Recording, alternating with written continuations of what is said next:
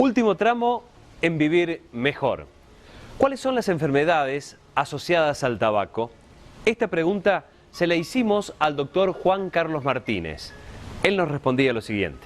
Las enfermedades asociadas al tabaco son muchas. Las más conocidas son las relacionadas a todo lo que es el aparato cardiovascular y el aparato respiratorio. Entre las más conocidas, inclusive entre las más graves, se lo relaciona con el 85%, se lo asocia con el 85% de los cánceres de pulmón, el 80% de los cánceres de boca, de laringe, 75% aproximadamente de cáncer de esófago, cáncer de bronquios, y a nivel cardiovascular las enfermedades más comunes son los infartos agudos de miocardio y anginas de pecho, los accidentes cerebrovasculares, trastornos plaquetarios. Esas son las más conocidas. Por supuesto que también el cigarrillo repercute en todo lo que es el aparato reproductor a nivel de los embarazos en la mujer, produciendo menor peso al nacer. También en los niños y sobre todo en los fumadores pasivos le afecta en que es más generador de enfermedades como el asma e infecciones respiratorias. Y las sustancias que normalmente las provocan, una de las sustancias que nosotros más conocemos es la nicotina y el alquitrán, pero en general en el tabaco existen 4.000 sustancias químicas. Dentro de estas las más estudiadas y más nocivas son el cianuro, el polonio radioactivo 210, el cadmio, que es una sustancia que se encuentra en las baterías, el DDT, que es un veneno, el plomo, el mercurio, el ácido cianhídrico, que se encuentra en las cámaras de gas.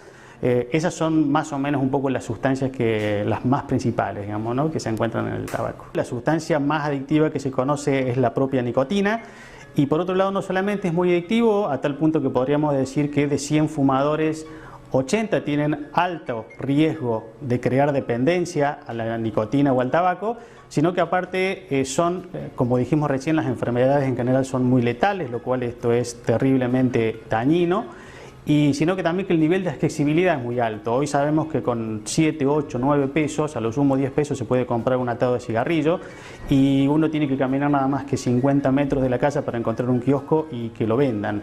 Esto se ha estudiado mucho, el tema de los precios en países como Sudáfrica, en donde cuando se ha subido un poco el aumento de impuestos hacia el tabaco, el consumo ha disminuido considerablemente. Según este especialista, hay dos factores biológicos que influyen en la adicción al tabaco.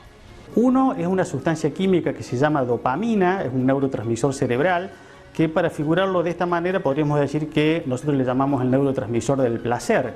Cuando una persona fuma, el propio cigarrillo hace que en 8 segundos esas sustancias químicas lleguen al cerebro, se eleve esa sustancia química llamada dopamina y genere sensación de placer. Cuando uno apaga el cigarrillo, a los 5 o 10 minutos esa dopamina empieza a bajar y empieza a sentir displacer, con lo cual si fumando generaba placer, sin fumar generó displacer, automáticamente se crea el círculo vicioso de la adicción. La dopamina es una de las sustancias, y el otro es el sistema neurovegetativo, que es un sistema que en realidad es lo que les dificulta a los pacientes cuando entran en un síndrome de abstinencia, porque uno de los síntomas más importantes es la ansiedad y la irritabilidad una vez que han dejado, y les cuesta ese mantenimiento en función de que este sistema se encuentra desbalanceado. Con respecto al tema de los tratamientos, el láser lo que normalmente realiza, que es uno de los tratamientos de las opciones, lo que normalmente el láser hace es elevar el nivel dopaminérgico, con lo cual el paciente no necesita ir a buscar del cigarrillo para fumar, y lo otro que hace es balancear, como decíamos, ese desbalance que existe entre el sistema nervioso simpático y parasimpático, con lo cual el síndrome de abstinencia es mucho más tolerable y el paciente tiene menos probabilidad de recaídas. ¿Qué métodos existen entonces en la actualidad para dejar de fumar? Muy bien, existen muchos métodos, Horacio. Los más conocidos son los métodos, nosotros les llamamos nicotínicos, que son de reemplazo nicotínico, en donde los más conocidos son los parches nicotínicos, los chicles nicotínicos, los aerosoles nicotínicos. En general, yo mucho no comparto esos métodos, porque en realidad lo que disminuye es la adicción psicológica, pero no la química, porque en realidad es un reemplazo de una forma de nicotina por otra forma de nicotina.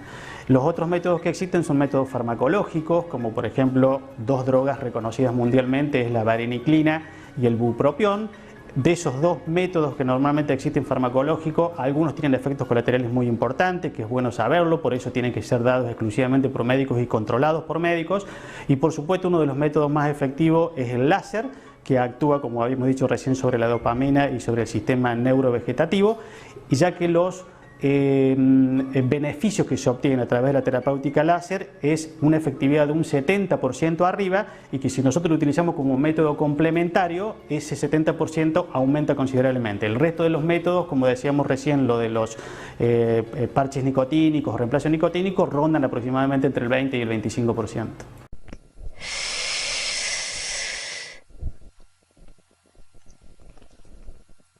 ¿Vas a dejar que consuma tu vida? Y con este mensaje final intentamos al menos que usted considere, si es fumador, que empiece a pensar en dejar esta adicción. Con este mensaje, con estas entrevistas y este material que hemos preparado para hoy, le estamos poniendo punto final, diciéndole gracias, como siempre muy amables, y será hasta el próximo sábado.